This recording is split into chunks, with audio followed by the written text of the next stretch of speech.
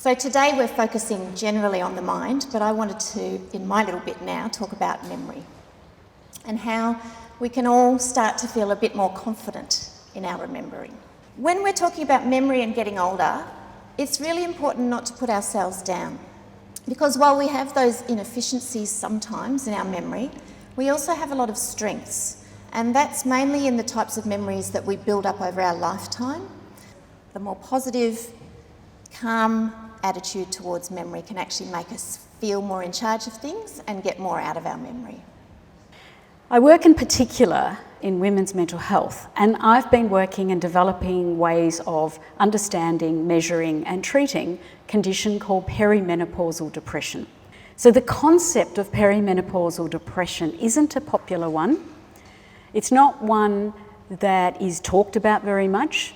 Many primary healthcare practitioners, general practitioners, don't know about it.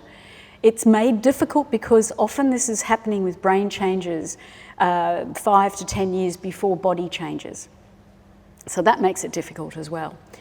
But the hormone strategies and the treatments with hormone strategies combined with psychotherapies, combined with looking at relationship work, work strategies and memory strategies and all of the above really do lead to some amazing outcomes. The other area of work that I wanted to raise is trauma, early life trauma. So as well as the perimenopausal work, I work with a lot of trauma victims, survivors, victims, triumph over trauma, but then some don't. I'm continually horrified by the level of girl sexual, physical, emotional abuse. Girl, because this is happening pre-puberty. But what worries me is if you think that it's not happening in your neighbourhood, in your backyard, etc., think again. And that has a big impact in the brain. So we're working on theoretical frameworks of what happens in the brain of a child or young adolescent, and then the twists and turns that particular expression in terms of hormonal chemistry, in terms of stress hormone chemistry, and the impacts it has on the brain neurochemistry, and then the downstream effects of that on gonads, gonadal hormone changes and so on. So some of the work we're looking at is in women. About 12% of reproductive age group women suffer PMDD. That's not PMS, this is a significant, horrible depression that occurs cyclically. They're the same women who are more prone to postnatal depression, who are then more prone to perimenopausal depression. So you can see why I get very passionate about this. We need to think about women's mental health differently. It is different. The causalities, the biology, the psychologies, the environmental factors are different. And embracing a holistic approach to health. I'm going to talk today about brain health, but being here with you guys at Flesh After 50 and being a professor, I have to give you a statistic. So I'll let you know that in the last couple of years we published a paper, and what we did was we looked at the global burden of dementia, so that's across the entire world, and what we found was that every 5 years after 50 years of age, your chance of getting dementia doubles. The Australian Bureau of Statistics for the last several years has shown that the leading cause of death in this country for Australian women is dementia. Researchers, bless them, have found that 50% of dementia can be prevented.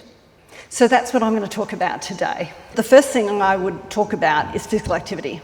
It is the single leading biggest risk factor that's modifiable that you can change to have better brain health. So it's the number one thing to do. So the second thing I was going to talk about is diet. Don't have a Western diet, yeah? Very easy. What's a Western diet? If I put here the Japanese, Mediterranean, Paleo, all those diets, this is whole foods, farm to bench. So your veggies, your fruit, meat, as in raw cuts of meat that are then cooked. And then you put over here, McDonald's, processed foods, anything in a package. And then you come back about here, you've got your white flour, your white rice. It's not exactly what came off the farm. It had some stuff added to it to make it white, yeah? So if you just keep yourself on this side of the stage, That's the good news. And then the third thing is social. But I'd say with social, the most important thing is use it or lose it. When we are social with each other, and that doesn't mean you have to be an extrovert, you can be an introvert, but just interacting with other people uses so much of our brain. It's a use it or lose it thing. There was this very odd idea for a long time that hormones and brain, these hormones, gonadal hormones and brain were not really a thing. It was all very much about, gonadal hormones are all about ovaries, uterus, at worst breast, but no further. And the neuroscience research is actually, about 15 years old and very definitive about the fact that these are potent brain steroids. Estrogen is a potent brain steroid, so is progesterone, so is testosterone.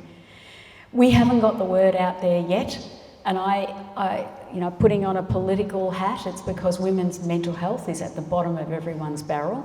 It doesn't get funded, it doesn't really reach the highlights. Menopause doesn't belong to any one specialty, so it kind of gets a bit lost in all of it, and it's just women anyway. So it really is a whole body that we've been missing in this focus on women's health. And so I think we really need advocacy, and I mean all three of us up here, and Martha, have been advocating enormously and writing papers in Medical Journal of Australia. Martha's written a great one, around this issue of sex differences in health. You guys have to start advocating. It needs to come from a groundswell, because we're just those female doctors who keep rabbiting on about these female issues.